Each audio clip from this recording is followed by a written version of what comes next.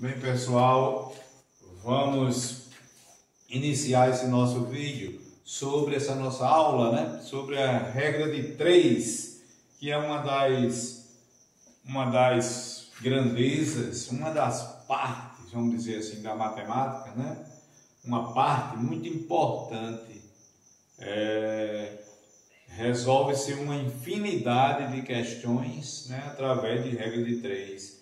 É muito importante para concurso, para tudo, né? Na vida acadêmica, né? Principalmente na área de cálculo.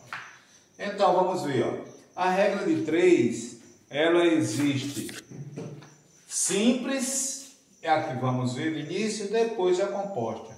A simples, simplesmente a palavra é simples, é porque ela só envolve nos cálculos, nas contas, duas grandezas, ou seja, duas coisas.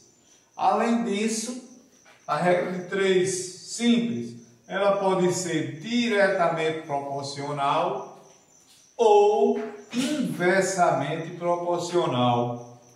Vamos ver. Ó, esse caso aqui.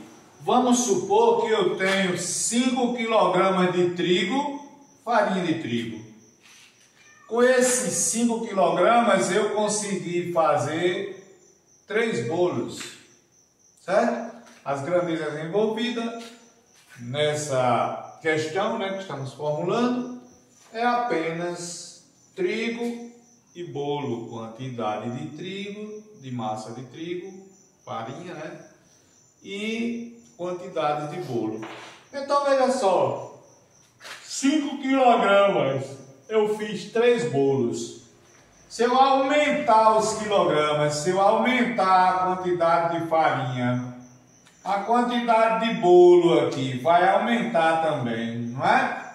Ó, se em vez de 5 kg, se eu usar 10 kg de farinha de trigo, lógico que o número de bolo aqui, ó, dobrou a farinha, vai dobrar os bolos. Aqui eu fiz 3, aqui vai ser, o valor do meu X vai ser 6. Uma grandeza aumentou, a outra também aumentou. Então quer dizer, o fenômeno que está acontecendo é diretamente proporcional. Eu aumento, né, aqui, ó, aqui também aumenta. Nesses casos, a regra de 3 simples, porque só tem duas grandezas, ela é diretamente proporcional. Do jeito que está aqui, você pega para resolver. Coloca, ó, o 5 sobre 10 e o 3 sobre x.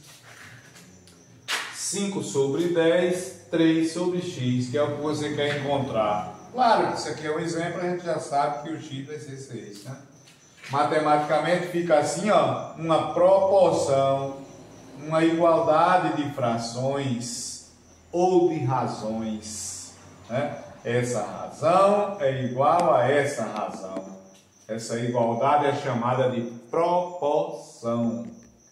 Então, é só multiplicar em forma de x, ó, imaginário. É a lei da Xuxa. O 5 multiplica o x, não é? E o 3 multiplica o 10. Não é? Pode fazer o contrário. Pode pensar, o 10 multiplica o 3 e o, 5 e o x multiplica o 5. Tanto faz. Certo? Então, 5 vezes x, 5x e 3 vezes 10. E vai ser 5 vezes x, né? 5x, 3 vezes 10, 30. 5x igual a 30. Esse 5 que está multiplicando passa para o outro lado dividindo, não é isso? O x fica sozinho, 5 vai para lá, ó. 30 dividido por 5, 6. Então, meu x é igual a 6. No caso, né, a quantidade de bolos aqui é 6. Isto é uma regra de 3 simples e diretamente proporcional. Agora, se, vamos ver outro caso, se, vamos supor, né, esquecendo o trigo e os bolos, se 3 operários, não é? Aqui a quantidade de operários, pedreiros, sei lá o que, se eles constroem ou fazem um certo serviço em 10 dias, ok? Vamos supor que esses 3 operários fizeram um muro, uma casa, alguma coisa, em 10 dias. Se eu colocasse mais operário, mais gente trabalhando, se em vez de 3, se eu colocasse 6, aumentei aqui, ó, não é? Aumento teve nessa grandeza, certo? Um aumento. Essa grandeza aumentou. O número de dias para fazer a casa ou o muro ia aumentar também? Não. Aumentou os trabalhadores, o número de dias aqui vai diminui. Não é isso? Veja que é o contrário da primeira. O trigo aqui, quando eu aumento a quantidade de trigo, a quantidade de bolo também aumenta. Acontece a mesma coisa, por isso que é direta. Se uma diminuísse e a outra também diminuísse, também era direta, né? Está acontecendo a mesma coisa com uma grandeza e com a outra. Aqui está acontecendo o contrário, quer dizer que é o inverso. Se uma aumenta, a outra diminui, está acontecendo o inverso. Essa aqui é inversamente proporcional. Se é inverso, se eu colocar do jeito que está 3 sobre 6, como eu fiz no anterior, igual a 10 sobre x, vai ficar errado, porque ela é inversa. Se é inversa, eu vou ter que inverter uma das duas grandezas, ou os operários ou os dias. Então, se eu colocar essa primeira do jeito que está, 3 sobre 6 é igual, eu sou obrigado a inverter a outra. Cuidado que você inverte só uma das duas grandezas, né? Uma permanece como está, a outra é 10 sobre x, vai ficar x sobre 10. O resto do processo normal. Ficou uma proporção, ó, que é uma igualdade de frações, né? Ou de razões. Isso aqui é uma razão, isso aqui é uma razão, ou uma fração, outra fração, uma divisão, outra divisão, não é? Aqui a gente chama essa igualdade de frações, chama de proporção, certo? Então, o 6 multiplica o x, eu vou multiplicar logo o x para ficar aqui na frente a variável. 6 multiplica x e o 3 multiplica o 10. 6 vezes x, 6x, 3 vezes 10, 30. Agora passa o 6 dividindo 30, ó, passa para lá. Vai ficar o x sozinho. Do outro lado fica 30 dividido por 6. 30 dividido por 6 não é 5? X é igual a 5. Eu já sabia, né? Já sabíamos que era 5, porque se dobrou o número de pessoas trabalhando, supondo que são pessoas que trabalham iguais, o que é que vai acontecer? O tempo dobrou as pessoas, o tempo vai se reduzir pela metade. Claro, se 3 pessoas gastou 10 dias, 6 gastariam só 5. Processo matemático é esse aí. Esta é uma regra de 3 simples, inversamente proporcional. A de cima, a regra de 3 simples, diretamente proporcional. Ok? Então, as regras de 3, quando são simples, é feita dessa maneira. Ok? Vamos para a regra de 3 composta. Bem, pessoal, continuando com a regra de 3, quando a regra de 3 é composta, simplesmente ela tem mais de 2 grandezas. A gente viu o seguinte, que na outra tinha bolo e a farinha de trigo. Segundo exemplo, tínhamos operários e dias, só isso envolvido. Veja que esse caso aqui, ela é composta porque ela tem mais de 2 coisas que interessam no cálculo. Nós temos a quantidade de homens, a quantidade de casas que ele constrói e os dias que foram gastos, certo? Então, quando eu tenho mais de duas grandezas, posso ter 3, 4, 5, 6, 10. A regra de 3 é composta, certo? Então, para resolver essa, começa com o mesmo processo. Eu não vou precisar saber na composta quem é direto e quem é inverso.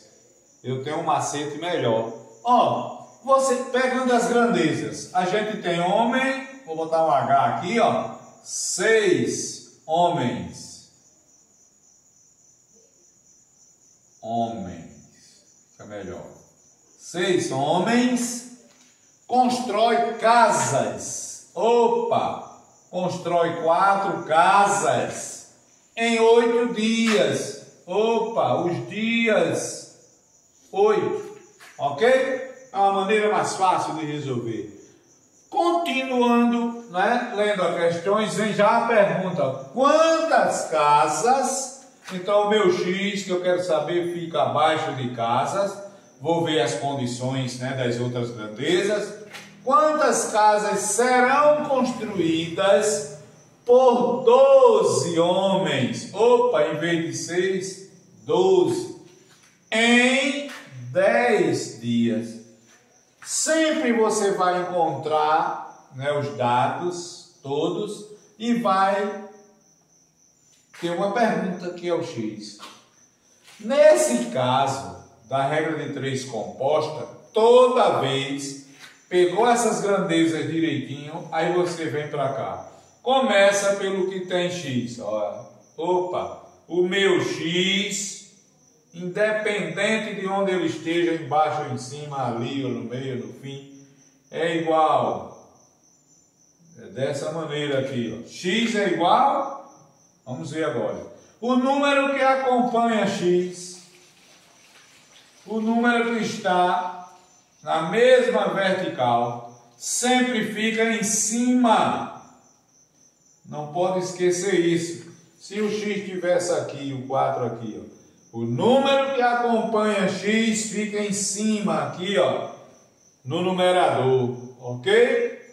Toda vez o X é o que eu quero saber e quem acompanha X fica aqui em cima do meu traço da fração, da divisão, né? Fica no numerador.